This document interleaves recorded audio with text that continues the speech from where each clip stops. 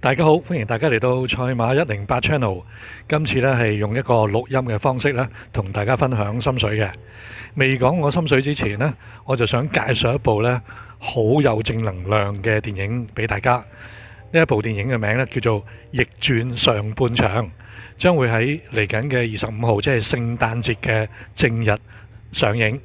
而家呢，先睇下呢一部電影嘅其中精彩嘅片段啦。廣汽隊，我哋今日目標係乜嘢？唔輸！要成功眼光就要放遠啲，所以我哋目標好清楚，就係入決賽。林友，好耐啊，各位啊，林友！咁多位小朋友，嗱，我叫胡少豪，就係你哋嘅足球教練。佢錯輪椅喎。有啲乜嘢好得過賣慘？係追夢，我覺得以佢嘅聰明才智真係有啲難度喎。跑圈咧，30個。喂，阿叔，你咪 hea 我哋啊！你不如話300個圈。兄弟，我哋目標係咩啊？一齊攞冠軍！你唔係出到教細路打波啊嘛？冇錯。同我作對。係啊。講咩啊？冇事啊，女。我同你冇嘢可以輸㗎啦。我應承過你一定唔會輸㗎。Oh my god！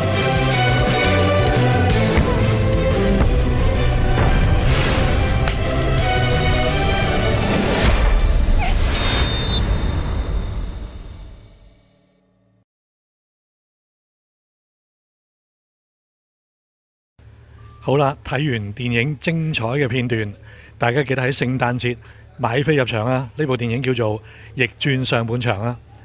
好，跟住呢就講翻今次嘅心水。今次嘅賽事呢就係安排喺星期二啊，因為呢嚟緊就係平安夜，咁所以呢喺平安夜前夕就舉行呢個谷草野賽，總共係有9場賽事嘅。我就揀咗第7場，呢場呢就係第4班1200米。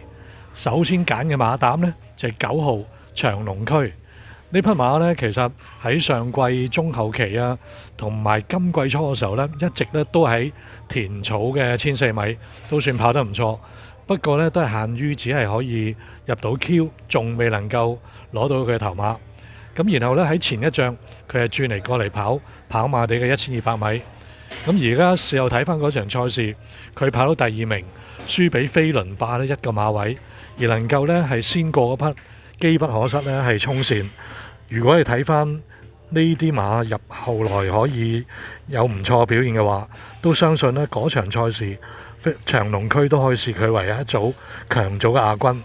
跟住佢再跑一場賽事呢，繼續跑谷草1002，但係嗰場呢奈何個形勢使然啦，一路呢就俾其他嘅對手頂咗喺個3碟望空嗰度走，沿途呢都係好蝕位嘅，但係翻到嚟佢輸俾頭馬都唔夠1個馬位，所以其實上次長隆區嘅表現呢都冇話跌到鑊㗎，而今次呢排到個2檔，仲要用一個呢嚟到香港客串非常之咁勇猛嘅紀仁安，咁所以我覺得呢長隆區今次係好有機會贏到佢嚟香港嘅第一場頭馬嘅。